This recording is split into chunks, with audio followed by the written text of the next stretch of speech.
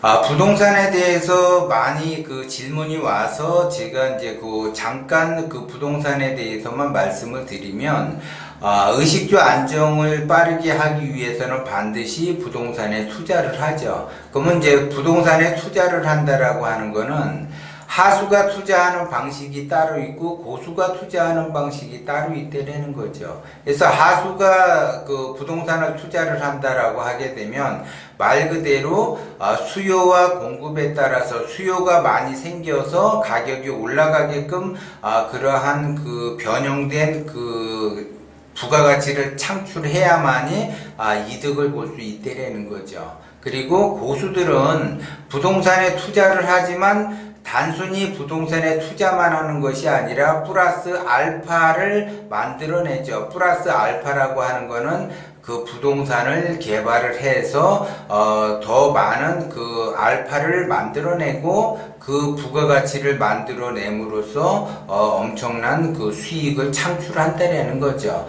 그런데 여기에서 이제 달라지는 것이 뭐냐? 하수가 투자하는 방식과 고수가 투자하는 방식은 굉장히 다른데, 문제는 그 하수에 투자하는 방식에 있어서 하수들은 내가 어떠한 그 투자를 했다라고 하게 되면 수요와 공급에 따라서 가격 차이가 벌어지게 되고, 가격 차이가 벌어지는 것만큼 내가 이득을 보는데, 가격 차이가 또 마이너스로 돌아서게 되면 내가 손해를 볼 수밖에 없다라는 거죠. 그러면 내가 가격이 오르는 상태에서는 내가 이득을 보지만 가격이 떨어질 때는 이득 보기가 어렵고 오히려 손해를 볼 수 있다. 그러면 하수의 투자 방법에서는 단순히 하수의 그 노력에 의해서 내가 부가가치를 창출하는 것이 아니라 단순히 말 그대로 운의 작용을 하게 돼요. 운. 그래서 내가 수요와 공급에 있어서 수요가 많아지는 형태,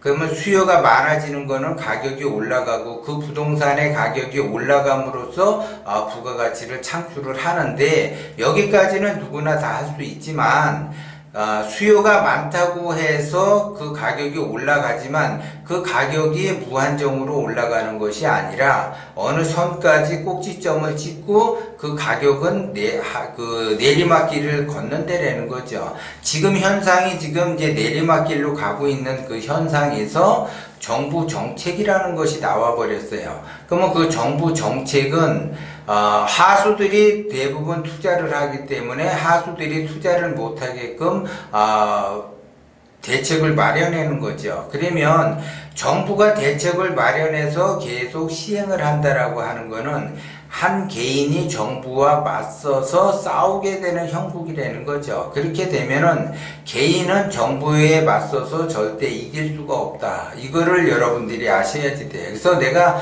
부동산 투자를 한다라고 하는 거는 플러스 알파, 내가 개발을 하지 않는 한 정부 정책에 내가 따라갈 수밖에 없다라는 것을 명심을 하셔야지 돼요. 그러면 향후 방향성이 그 부동산이 올라가는 계기가 되느냐, 떨어지는 형국을 만드느냐, 이거는 부동산의 그 떨어지는 형국을 지속적으로 만들어낼 수밖에 없다라는 걸 명심을 하셔야지 돼요. 그렇기 때문에 제가 다시 한번 말씀을 드리지만, 하수가 투자하는 방식으로 내가 투자를 했다라고 하게 되면 하수들은 절대적으로 정부에 맞서서 싸워서 이기려고 하면 안 된다라는 거고, 정부의 흐름을 타고 가서 정부가 시키는 대로 내가 따라갈 뿐이다라고 하게 되면은 그것처럼 더 안전하게 부동산 투자에 성공하는 그 길이라는 것을 제가 다시 한번 말씀을 드려요. 그렇기 때문에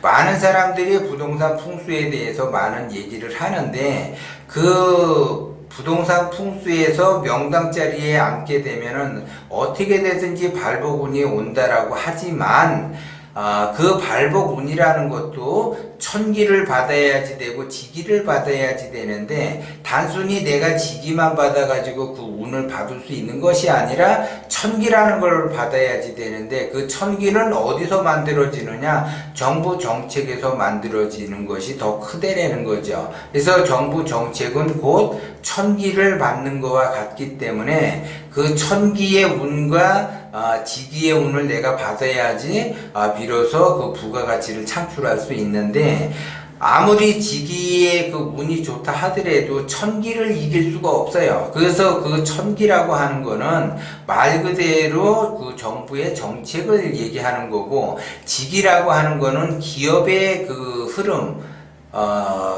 기업들이 많은 그 분양을 하거나 부동산을 개발을 한단 말이에요. 그 다음에 이제 개인들은 그 인기, 그래서 천기, 지기, 인기에 있어서 그거를 조화를 이루어야만이 내가 제대로 된 부가가치를 창출할 수 있다는 거죠.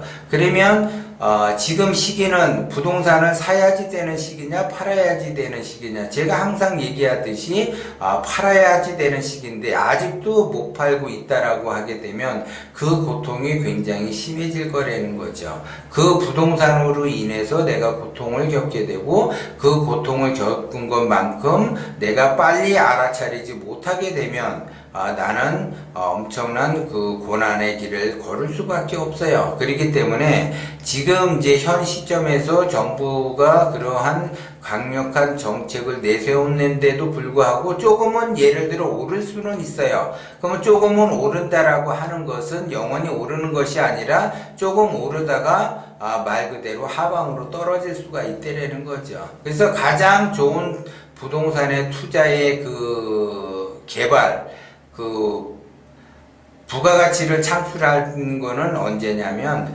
무릎에 사서 어깨에 파는 것이 가장 좋은데, 개인들 특히 하수들은 무릎에 사서 어깨에 팔 수가 없어요. 왜 어깨에 팔 수가 없냐면 하수들은 머리 꼭대기의 정점에서 팔려고 들기 때문에 그렇다라는 거죠. 그 욕심을 내려놓지 않는 한 조금만 시간이 더 흐르게 되면은 부동산 가격은 곤두박질을 칠 수밖에 없다라는 걸 여러분들이 명심을 하셔야지 돼요. 그리고 특히 내년에는 그 지기와 천기가 전부 다 운이 닿았기 때문에 말 그대로 부동산 쪽에 애군이 들기 때문에 굉장히 어렵게 흘러갈 수밖에 없다라는 걸 여러분들이 명심을 하셔야지 돼요. 그래서 지금 말 그대로 남은 시간은 얼마 남지 않았다라는 걸 제가 다시 한번 말씀을 드리는 거예요. 그렇기 때문에 아직 내가 부동산 투자를 해서 개발을 한다라고 하는 거는 준비가 정확히 돼 있는 사람만이 하는 거고, 준비가 돼 있지 않는 사람은 절대 부동산에 그 투자를 하시면 안 된다라는 걸 제가 다시 한번 말씀을 드려요.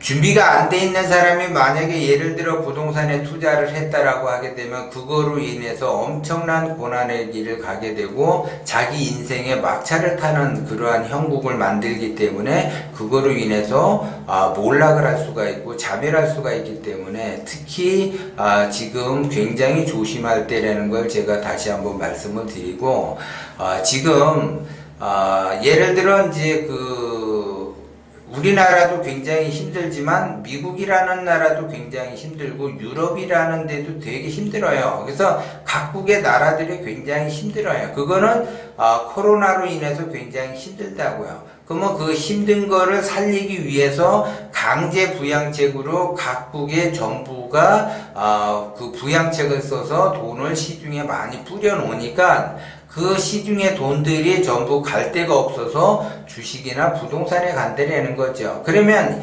이것이 정부가 무한정으로 계속 그 돈을 뿌려주느냐, 그것이 아니라는 걸 여러분들이 아셔야지 돼. 이거는 하나의 마약과 같아서 이 시간이 얼마 남지를 않았다라는 거죠. 그래서 어느 날 갑자기 정부 정책에 의해서 이 양적 완화를 완전히 스톱을 시킨다라고 하게 되면 그 다음에는 엄청난 그 고난을 겪게 돼요. 개인도 그러고 기업도 그러고 국가도 그러고 그 돈들이 다 어디서 났냐 이거죠. 전부 다 국민의 세금으로서 그렇게 막대하게 뿌려지는 거기 때문에 그 세금을 어떻게 충당을 할 것인가, 이것까지 여러분들이 생각을 하셔야지 돼. 그렇기 때문에 무한적으로 정부에서 양적 완화를 할 수가 없다라는 거를 명심을 해야지 돼. 그 준비를 해야지 되는 거라는 거죠. 그래서 그 준비를 하기 위해서 지금은 부동산을 내가 가지고 있다,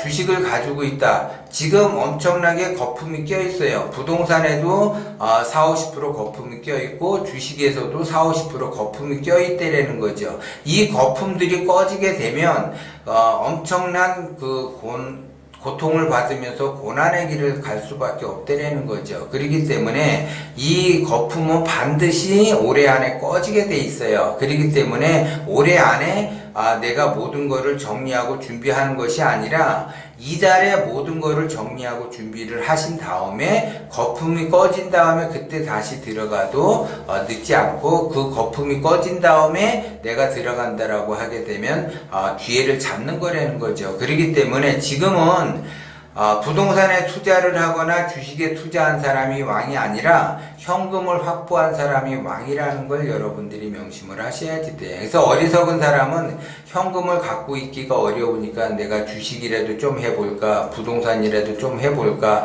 금에 투자를 좀 해볼까, 달러에 투자를 해볼까, 이런 생각을 하는데, 지금은 제가 다시 한번 이야기를 하지만 현금을 확보하고 있는 분이 왕이라는 걸 제가 다시 한번 말씀을 드리는 거예요.